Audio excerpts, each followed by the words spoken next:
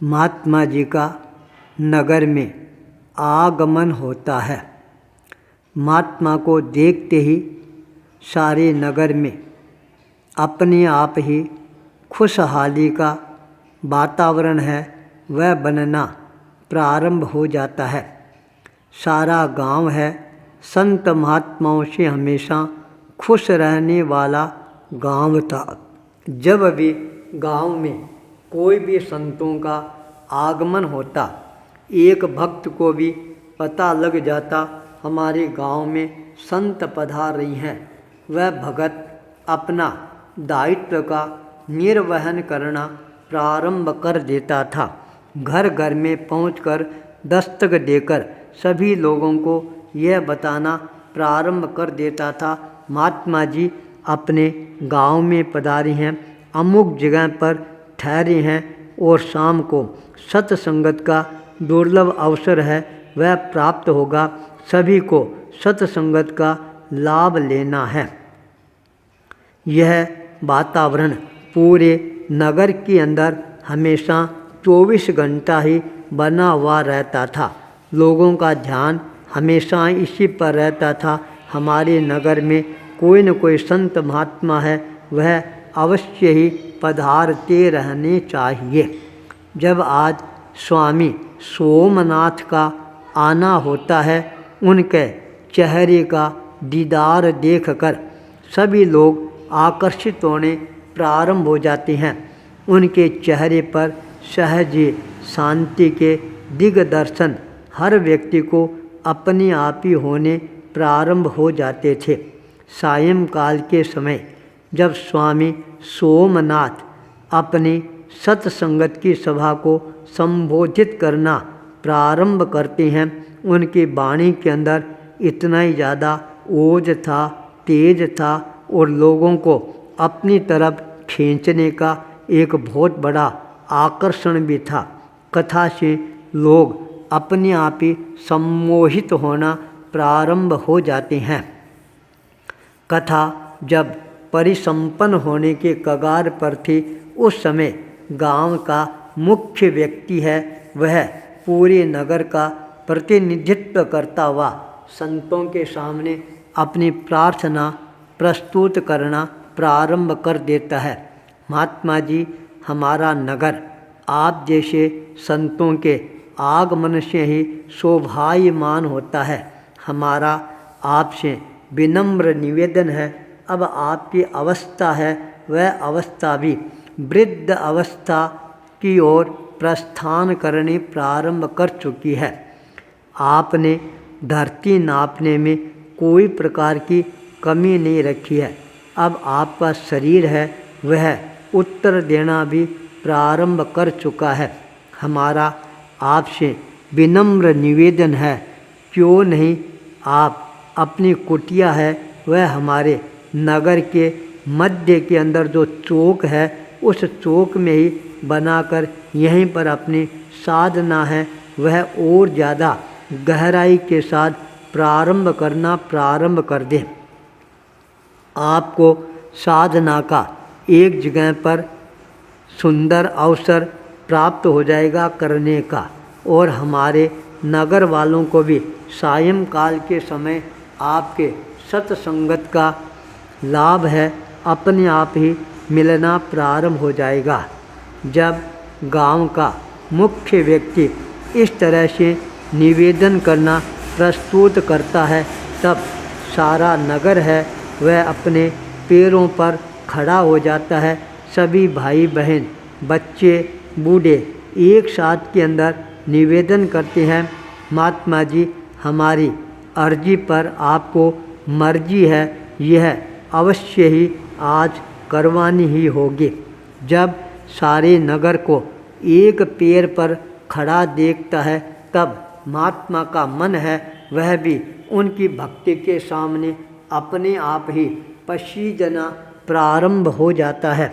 महात्मा जी कुछ आत्मचिंतन करना प्रारंभ कर देते हैं। भक्तों के मन में यह विश्वास जगना प्रारंभ हो जाता है, अब महात्मा जी हमारी भावनाओं को अवश्य ही साकार रूप है वह प्रदान करवा कर ही रहेंगे। महात्मा जी ने भी उन सब की भावनाओं को आदर करते हुए कहा, भक्तों, जैसी तुम्हारी इच्छा हो उसके अनुसार मैं अपनी साधना को आगे बढ़ाने का प्रयास करूँगा। महात्मा जी का संकेत मिलते ही सारे नगर के लोग उसी समय चौक के मध्य भाग में महात्मा जी के लिए बहुत बड़ी कुटिया आश्रम का निर्माण करना प्रारंभ कर देती हैं। निर्माण परिसंपन्न होने के कगार पर पहुंच जाता है। ससम्मान महात्मा जी को उस आश्रम में प्रवेश करवाया जाता है। नगर के सभी लोग बारी बारी से सेवा का, भक्ति का लाभ है यह लेना प्रारंभ कर देते हैं। कोई भी व्यक्ति अपने आप को सेवा से वंचित रखने का प्रयास नहीं करता है। दिन भर भक्तों की रेलम पेल है महात्मा जी के दरबार में लगी रहती है। महात्मा जी भी अपनी साधना को और ज़्यादा गहराई के साथ में आगे से आगे प्रवर्धमान बनाते ही जा रहे थे। एक दिन अचानक महात्मा जी को यह एहसास होना प्रारंभ हो जाता है, अब मेरा शरीर है वह ज़्यादा टिकने वाला नहीं है। इन गांव के लोगों ने मेरी कितनी सेवाएं की है, इन सब को आशीर्वाद है वह मेरे को अवश्य ही प्रदान करना प्रारंभ कर देना चाहिए। महात्मा जी ने नगर के सभी लोगों को समय समय पर बुलाकर उनको कोई न कोई वरदान है वह देना प्रारंभ कर देते हैं। एक भक्त है वह दूर खड़ा है, वह कोई भी वरदान मांगने के लिए तैयार नहीं होता है। महात्मा की नज़र उस भक्त राम भक्त पर टिक जाती है। पूछा, अरे राम भक्त, क्या बात है, तुमने कोई वरदान नहीं मांगा? उसने कहा, महात्मा जी, मैंने आपकी सेवा ही नहीं की है तो वरदान मांगने का मैं अधिकारी ही नहीं हूँ। महात्मा ने कहा, अरे याद कर, कोई न कोई सेवा तो तुमने की होगी। राम भक्त ने फिर विनम्रता से निवेदन किया, नहीं महात्मा जी, मैंने आपकी आज तक कोई सेवा नहीं की है। महात्मा ने फिर कहा, अरे थोड़ी धीरजाई से, गंभीरता से, शांति से याद करने का प्रयास कर, कभी न कभी तो तुमने सेवा की होगी। उसने कहा, नहीं महात्मा जी, मैंने आपकी कभी भी सेवा नहीं की है। तब महात्मा ने कहा, चलो हम बता देते हैं तुमने क्या सेवा की है। एक बार जब तुम अपने आश्रम में आया था उस समय जो झाड़ू है उस झाड़ू का एक तिनकला है वह निकलकर बाहर गिर गया था। तुमने उस तिनकले को वापस झाड़ू के अंदर फिट किया और वह झाड़ू कितने वर्षों तक अपने आश्रम की सफाई करने के लिए काम में आई। तुमने वह सेवा झाड़ू लगाने के व्यवस्थित करने की थी। ये तुम्हारे जीवन की सबसे बड़ी सेवा है। यह छोटी सी बात सुनकर सारे नगर के लोग आश्चर्यचकित रह जाते हैं। महात्मा जी छोटी छोटी बात को कितनी ज़्यादा तर्ज देते हैं, कितना बड़ा महत्व देते हैं। एक झाड़ू के तिनकले की सेवा की है, उसको भी याद करके इस भगत को वरदान देने के लिए तैयार हो जाते हैं।